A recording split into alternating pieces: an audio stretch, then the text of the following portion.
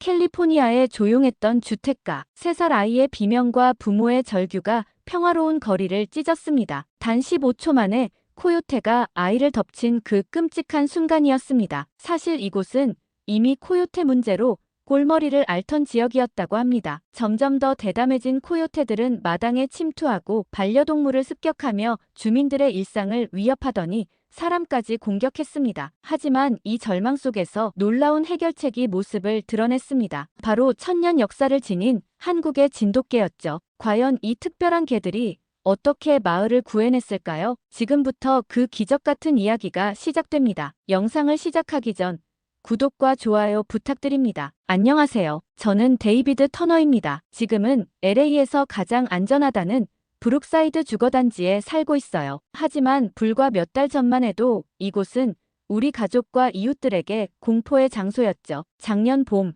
우리는 새로운 시작을 꿈꾸며 브룩사이드로 이사를 왔습니다. 그날 아침이 아직도 생생해요. 차에서 내린 소피는 마당으로 뛰어가며 환호성을 질렀죠. 우리 마당 중앙에 우뚝 선 거대한 오크나무는 마치 오랫동안 새 주인을 기다려왔던 것 같았습니다. 에밀리가 제 손을 꼭 잡더니 데이비드, 여긴 내가 지금껏 꿈꿔왔던 집이야 라며 설렘에 젖은 목소리로 말했어요. 브룩사이드는 도시와 자연이 완벽하게 어우러진 곳이었죠. LA 도심까지는 30분이면 충분했지만 이곳은 마치 동화 속 마을 같았습니다. 소피는 오크나무 아래에서 작은 장난감 자동차를 타고 아장아장 걸으며 행복한 시간을 보냈어요. 주말이면 이웃들과 함께하는 바비큐 파티로 마당은 웃음소리로 가득했죠. 하지만 그때는 전혀 몰랐습니다. 이 평화로운 날들이 얼마나 덧없을지를요. 변화의 징조는 은밀하게 찾아왔어요. 길 건너 제임스의 페르시안 고양이가 사라졌다는 소식을 들었을 때만 해도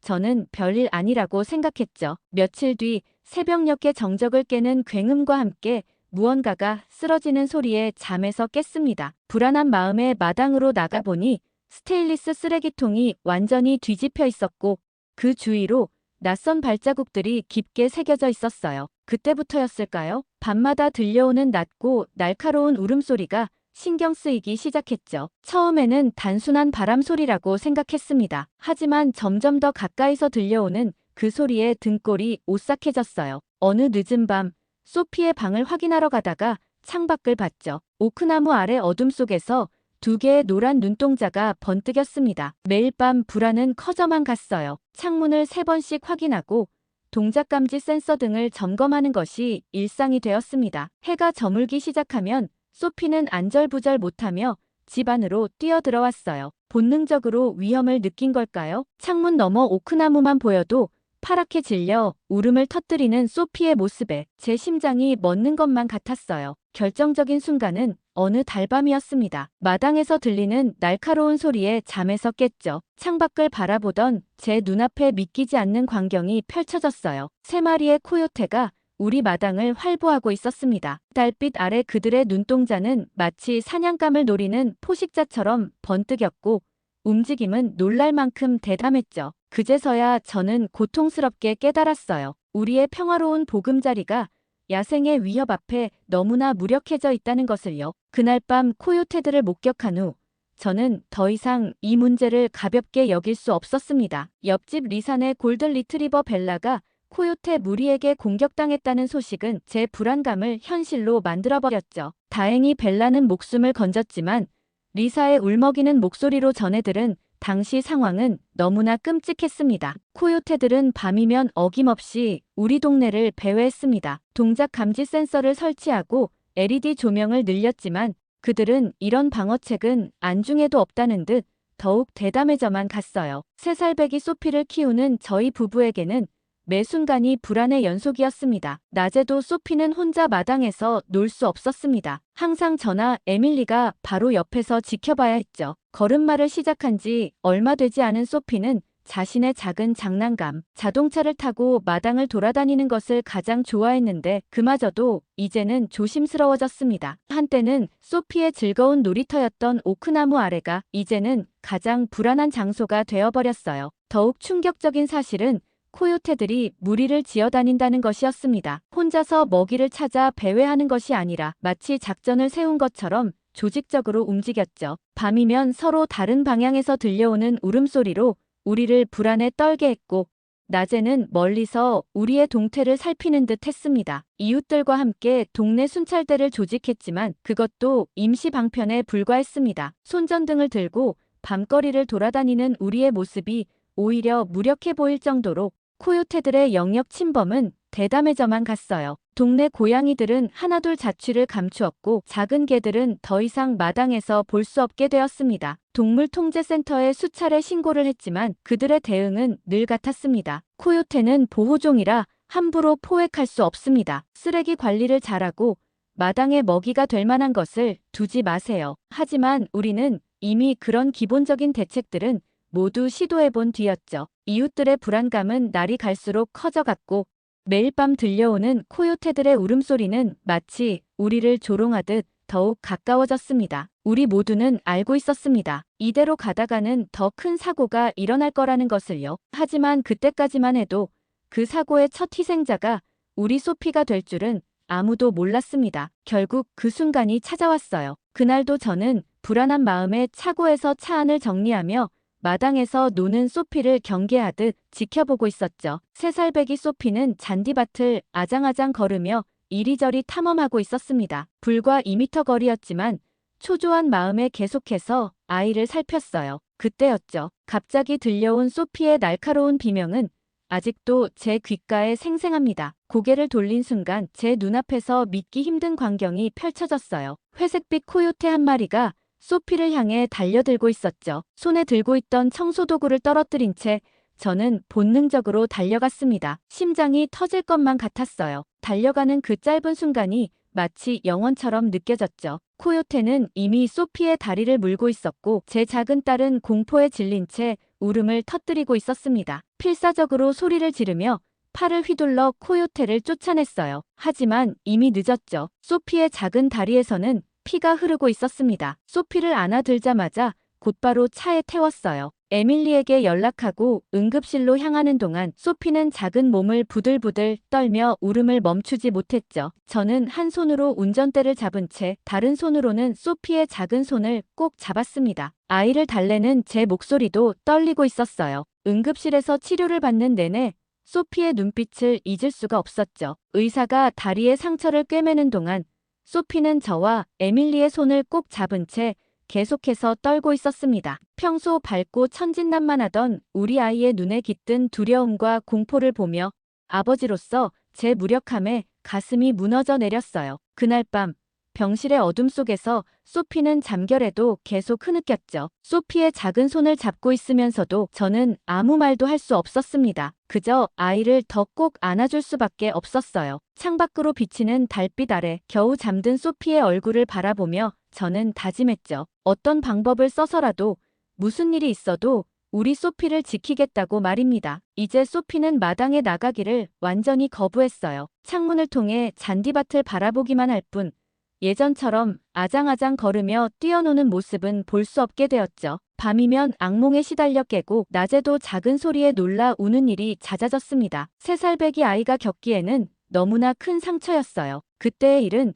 우리 가족 모두에게 깊은 상처를 남겼죠. 하지만 저에게는 특히나 더 큰 충격이었습니다. 눈앞에서 벌어진 일이었지만 제 딸을 지키지 못했다는 자책감은 매일 밤 저를 괴롭혔어요. 이제는 달라져야 했죠. 더 이상 수동적으로 대처할 때가 아니었습니다. 우리의 보금자리를 그리고 우리의 아이들을 지키기 위해 무언가 다른 조치가 필요했어요. 바로 그때 긴급 주민회의가 소집됐어요. 소피의 사고 소식이 동네에 퍼지면서 더 이상 이대로는 안 된다는 공감대가 형성된 거죠. 모두가 모인 커뮤니티 센터에서 처음으로 진돗개라는 단어를 듣게 되었습니다. 한국에서 온 김씨 부부가 진돗개를 제안했어요. 진돗개는 수천 년간 늑대와 같은 맹수로부터 마을을 지켜온 한국의 토종견이라고 했죠. 그들의 말에 깊은 관심이 생겼습니다. 이후 며칠 동안 저는 밤마다 진돗개에 대해 자료를 찾아보았어요. 1000년이 넘는 세월 동안 한국의 깊은 산속에서 늑대와 맞서 싸워온 견종이라는 점, 특히 충성심과 영리함, 그리고 가족을 지키는 본능까지 우리에게 필요한 모든 것을 갖추고 있었죠. 다음 주민회의에서 저는 제가 알아본 진돗개에 대한 정보를 공유했습니다. 강인한 체력과 영리한 두뇌, 그리고 무엇보다 가족을 향한 끝없는 충성심까지요. 소피의 사고를 겪은 아버지로서 저는 진돗개 도입이 최선의 해결책이라 확신했죠. 하지만 주민들의 반응은 제 예상과 달랐어요. 일부는 비용 문제를 제기했고 또 다른 이들은 낯선 견종에 대한 불안을 드러냈습니다. 우리 동네에서 한 번도 키워본 적 없는 개를 들여와도 괜찮을까요? 오히려 아이들에게 위험하지 않을까요?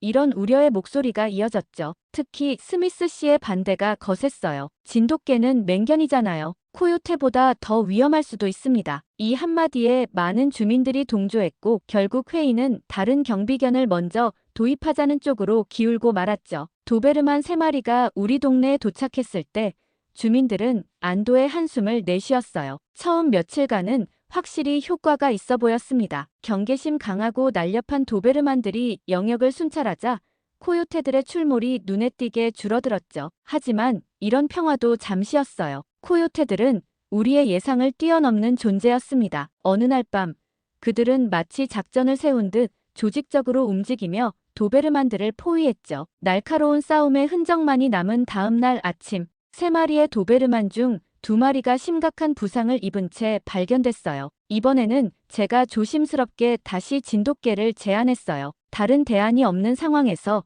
진돗개에 대해 더 찾아볼수록 작은 희망이 생겼죠. 한국에서는 진돗개 2~3마리가 힘을 합쳐 호랑이도 물리쳤다는 기록도 있었습니다. 물론 직접 경험해보지 않은 이야기들이라 확신할 순 없었지만 지푸라기라도 잡는 심정으로 이 기회를 놓치고 싶지 않았어요. 주민회의에서 저는 떨리는 마음으로 이야기를 시작했죠. 진돗개는 우리가 생각하는 것과는 다른 견종일 수 있습니다. 이들은 지능적이고 협력적이며 무엇보다 가족을 지키려는 본능이 강하다고 해요. 어쩌면 우리가 찾던 해결책이 될 수도 있지 않을까요? 이번에는 분위기가 조금 달랐어요. 도베르만의 실패를 지켜본 주민들은 더 이상 기존의 방식만을 고집하지 않았죠. 특히 김씨 부부가 들려준 진돗개의 충성심과 용맹함에 대한 이야기는 주민들의 관심을 끌었습니다. 결국 주민들은 진돗개를 시도해보기로 했어요. 모두가 불안한 마음이었지만 이제는 새로운 시도가 필요하다는데 동의했죠. 이것이 정답이라고 확신할 수는 없었습니다. 하지만 더 이상 잃을 것도 없었고 이대로 계속 두려움에 떨며 살 수는 없었어요. 김씨의 도움으로 우리는 한국의 전문 훈련사를 소개받았습니다. 특히 산악지역의 맹수 퇴치 경험이 풍부한 훈련사였죠. 일주일 후 레인저, 세이지, 루나라는 이름의 진돗개 3마리가 브룩사이드에 도착했어요. 처음 마주한 순간부터 이들은 기존의 경비견들과는 달랐습니다. 레인저는 수컷으로 검은 눈썹과 당당한 체구를 가진 리더였죠. 세이지는 날렵한 몸매의 암컷으로 예민한 후각과 뛰어난 직감을 지녔습니다. 루나는 3마리 중 가장 젊었지만 영리하고 날쌔른 움직임이 돋보였어요. 도착 첫날, 진돗개들은 우리의 예상을 뛰어넘는 행동을 보여줬습니다. 세이지가 앞장서서 코요테들의 흔적을 찾아 나섰죠. 코요테들이 자주 드나들던 담장 틈, 그들이 은신처로 삼았던 덤불, 심지어 먹이를 훔쳐먹던 장소까지 하나하나 파악해냈어요. 루나는 본능적으로 주택가의 취약 지점들을 찾아냈습니다. 특히 아이들이 자주 노는 공원과 마당 주변을 중점적으로 살폈죠. 그러다 수상한 기척을 느끼면 즉시 특유의 낮은 경고음을 냈어요. 이 소리를 들으면 레인저와 세이지가 곧바로 해당 위치로 달려왔죠. 진돗개들의 순찰 방식도 인상적이었습니다. 각자 맡은 구역이 있었지만 서로의 위치를 항상 파악하고 있었어요. 마치 오랫동안 함께 훈련받은 군인들처럼 3마리는 완벽한 팀워크를 보여줬죠. 한 마리가 수상한 움직임을 발견하면 다른 2마리가 즉시 지원 위치로 이동했습니다. 특히 놀라웠던 건 첫 번째 조우에서였어요. 해질 무렵 코요테 무리가 우리 동네에 접근했을 때였죠. 레인저가 가장 먼저 그들의 존재를 감지했습니다. 하지만 무작정 달려들지 않았어요. 대신 루나는 주택가 쪽을 지키고 세이지는 측면에서 대기하는 사이 레인저가 정면에서 코요테들과 대치했죠. 코요테들은 처음에 평소처럼 도발적으로 나왔습니다. 하지만 이전과는 상황이 달랐어요. 그들이 한 방향을 노리고 공격하려 할 때마다 진돗개들은 완벽한 대형으로 그들을 막아섰죠. 결국 코요테들은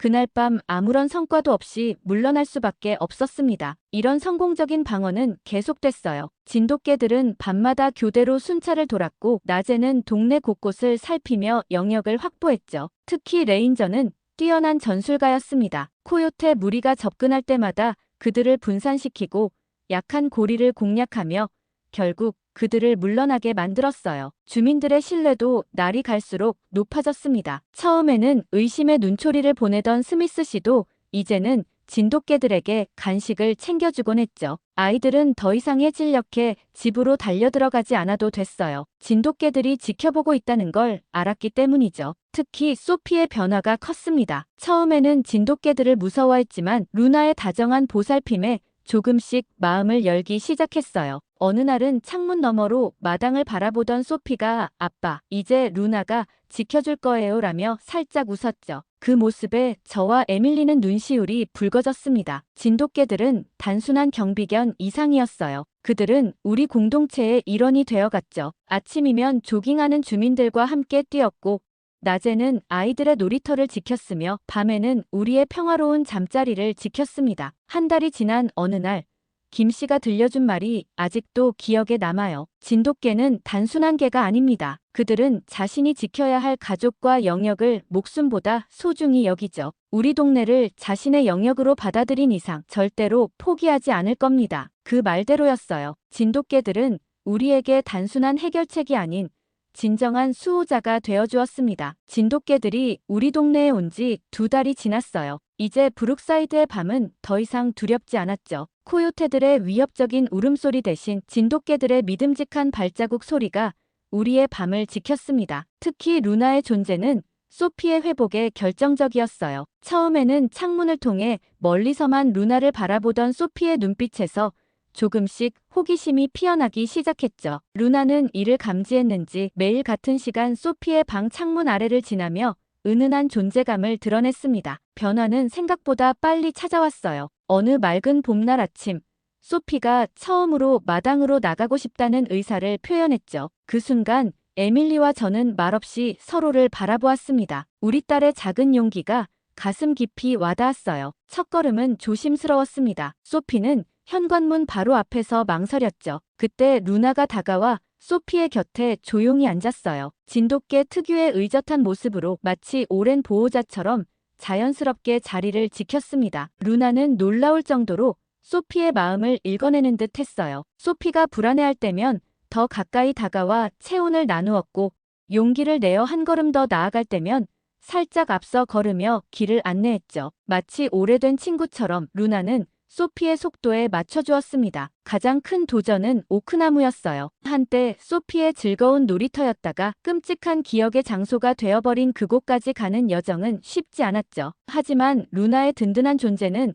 소피에게 작지만 확실한 힘이 되어주었습니다. 오크나무에 도착한 그날, 소피의 눈빛은 달라졌어요. 더 이상 공포로 얼어붙은 눈동자가 아닌 작은 승리의 기쁨이 담긴 눈빛이었죠. 루나의 부드러운 털을 쓰다듬는 소피의 떨리는 손길에서 저는 우리 딸의 진정한 회복을 느낄 수 있었습니다. 다른 주민들의 일상도 달라졌어요. 해질녘이면 모두가 집 안으로 숨어들던 예전과 달리 이제는 저녁 산책을 즐기는 가족들의 모습이 브룩사이드의 새로운 일상이 되었죠. 레인저와 세이지가 동네를 순찰하는 모습은 모두에게 안정감을 주었습니다. 스미스 씨의 태도, 변화는 특히 인상적이었어요. 처음에는 진돗개 도입을 가장 강력하게 반대했던 그가 이제는 매일 아침 진돗개들을 위한 특별한 간식을 준비했죠. 리사도 새로운 골든 리트리버를 데려왔고 벨라의 상처도 완전히 아물었습니다. 주말의 풍경도 달라졌어요. 다시 시작된 이웃들의 바비큐 파티는